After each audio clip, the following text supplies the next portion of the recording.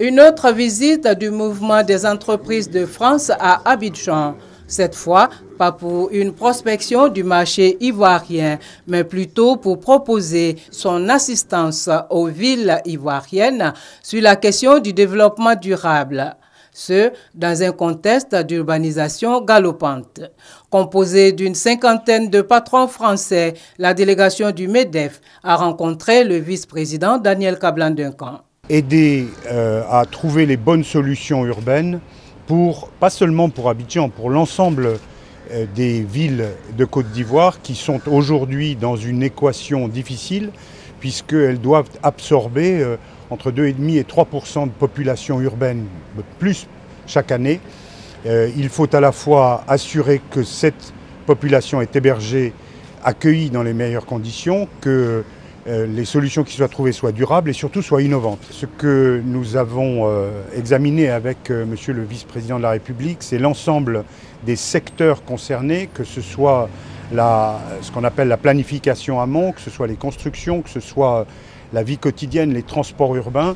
Avant la délégation du MEDEF, Daniel Kablan-Duncan a échangé avec un autre patron français, Olivier Bouygues, directeur général délégué du groupe Bouygues. Lui et son groupe entendent accompagner la Côte d'Ivoire dans la réalisation d'infrastructures de transport. On a refait un petit peu un tour de tous les projets d'infrastructures qui sont prévus sur la Côte d'Ivoire. Alors d'abord les projets routiers. Il y a des grands axes qui vont être refaits, dont celui de San Pedro au Mans. Et puis un autre axe, je n'ai pas tous les noms des villes, le long du Ghana, qui redescend ici vers le sud. Après, on a reparlé d'un grand projet que vous connaissez bien, c'est le métro d'Abidjan, bien sûr. Il faut que ce projet se fasse. Je pense que ça avance, les négociations entre les bailleurs de fonds, le concessionnaire, tout ça, ça se met en place. Donc ça, ce sont les deux grands projets sur lesquels on travaille en ce moment.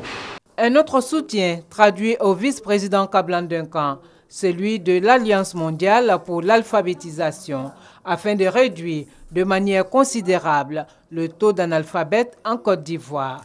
Un taux estimé à environ 45% de la population. C'est une alliance mondiale qui va appuyer les gouvernements au niveau national de créer de meilleures conditions pour la réalisation de leur politique d'alphabétisation pour tous les citoyens dans leur pays.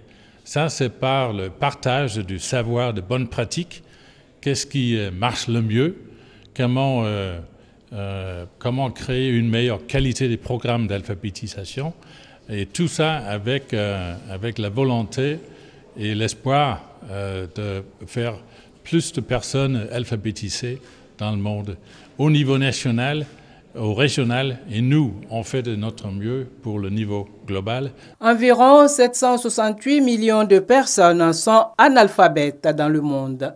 C'est pour réduire ce handicap intellectuel que l'UNESCO a créé en septembre 2016 l'Alliance mondiale pour l'alphabétisation. Elle est coprésidée par la ministre ivoirienne de l'Éducation nationale, Kandia Camara.